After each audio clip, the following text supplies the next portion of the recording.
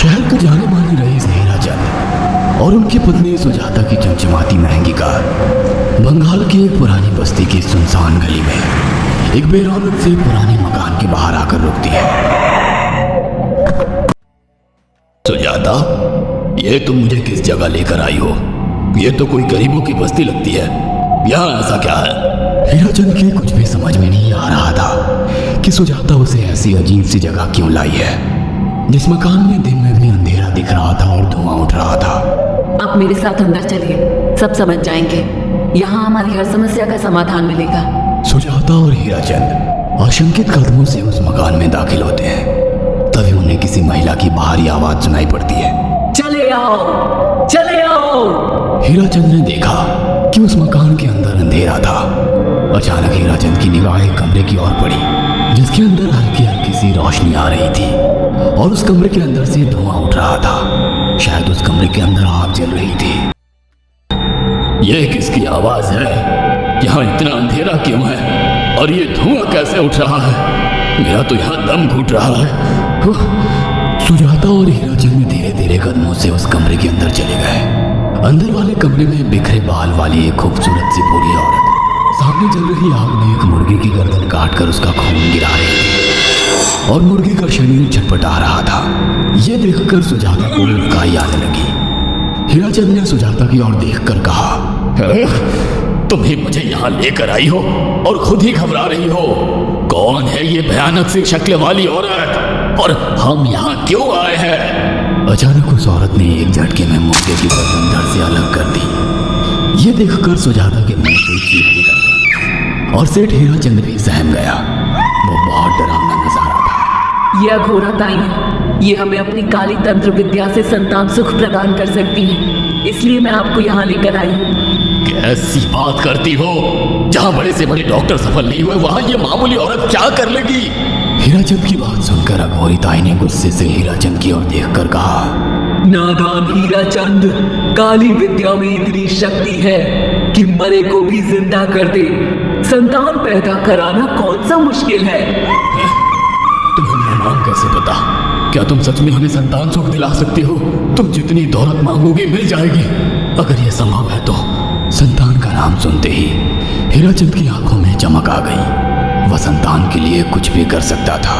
तुम लोगों को मुझे एक नवजात शिशु लाकर देना होगा। मैं उस शिशु की बलि चढ़ा दूंगी और फिर वही शिशु तुम्हारे घर में फिर से जन्म लेगा।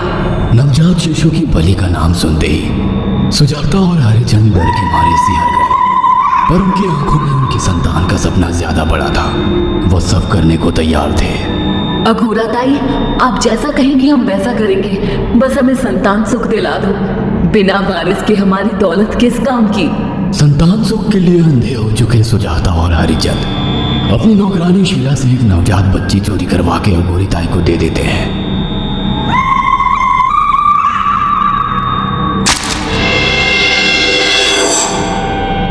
उस शिशु की बलि से सुजाता गर्भवती हो जाती है। देखा आपने अघोरा की तंत्र शक्ति?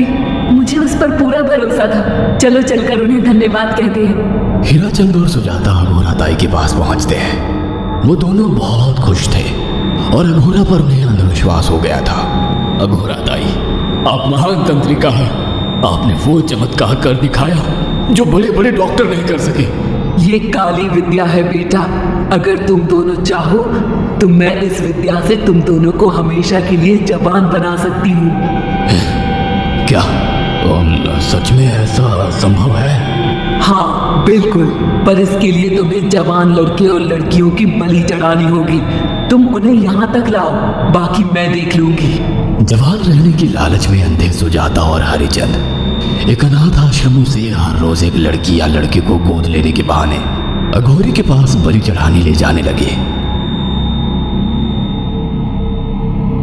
और एक दिन अघोरी ताई ने हीरा चंद और सुजाता से इंसानी मांस खाने को कहा।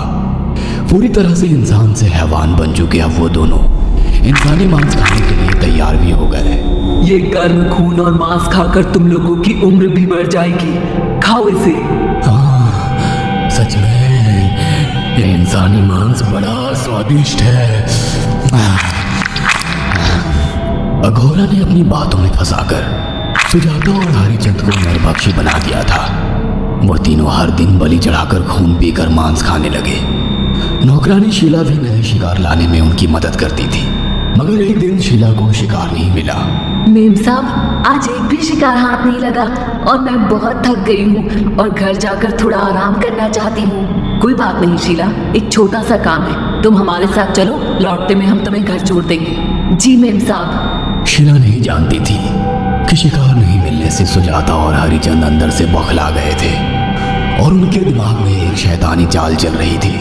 सुजाता, ये बेहोशी की दवा है। शीला के कान में बैठते ही तुम उसे सुंघा देना। आज हमें इसी की बलि देनी होगी।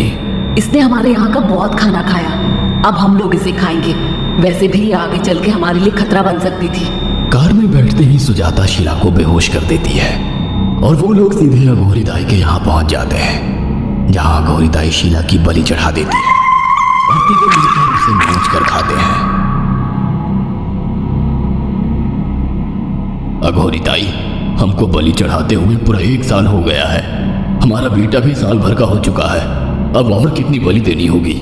बस एक आखिरी क्रिया और बची है, उसके बाद तुम दोनों हमेशा के लिए जवान हो जाओगे। कैसी क्रिया अघोरा दाई? 3 दिन बाद सूर्य ग्रहण है, हमें पास के घने जंगल में एक विशेष क्रिया करनी होगी। उसके बाद तुम लोग कभी बूढ़े नहीं होगे।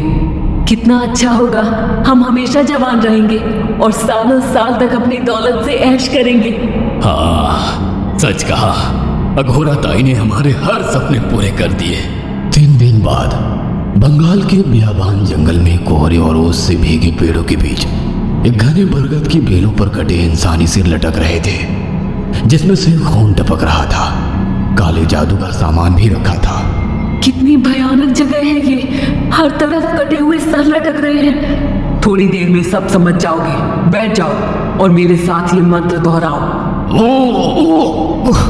अघोरा, ये किन लोगों की कटी हुई गर्दनें हैं? आप यहाँ क्या करने वाली हो? हीराचंद की बात सुनकर अघोरा जोर जोर से हंसने लगी और उसने एक शैतानी हंसी हंसते हुए हीराचंद की ओर देखकर कहा, तुम जैसे ही लोगों ने अपनी इच्छाओं को पूरा करने के लिए इन लोगों की बलि चढ़वाई है और फायदा उठाया है। अब तुम दोनों आंखें बंद करके यहाँ बैठ जाओ और मेरे साथ मंत्रों को दोहराते जाओ। अघोरा ने सुजाता और हरिचंद को वशीकरण मंत्र और काले जादू के इस्तेमाल से सम्मोहित कर दिया और देखते ही देखते वो भयानक डायन में बदल गई और चीखती हुई बोली, अब मैं तुम दोनों की बलि चढ़ाकर अमर हो जाऊंगी, क्योंकि तुम लोगों ने 100 लोगों की बलि का खून पिया है। देखते ही देखते उस डायन ने फरसे से एक एक करके सुजाता और हरिचंद की गर्दन काटकर जल रही आग में बलि चढ़ा दी और उनका गर्म खून पीने लगी। जब तक तुम जैसे मूर्ख और लालची लोग अपने फायदे के लिए दूसरों को मेरे पास लाते रहेंगे, मैं उनका फायदा उठाकर ऐसे ही उनकी बलि चढ़ाती रहूंगी। दरअसल अघोरा एक डायन थी और अपना स्वार्थ पूरा करने के लिए उसने हीराचंद और सुजाता की लालच का फायदा उठाकर उनकी भी बलि चढ़ा दी। बुरे काम का बुरा ही नतीजा मिलता है। अगर आपको हमारी ये कहानी पसंद आई हो तो इसे लाइक और शेयर करना ना भूलें। साथ ही ऐसी और नई कहानियों के अपडेट्स पाने के लिए हमारे चैनल अक्षु टीवी को जरूर सब्सक्राइब करें।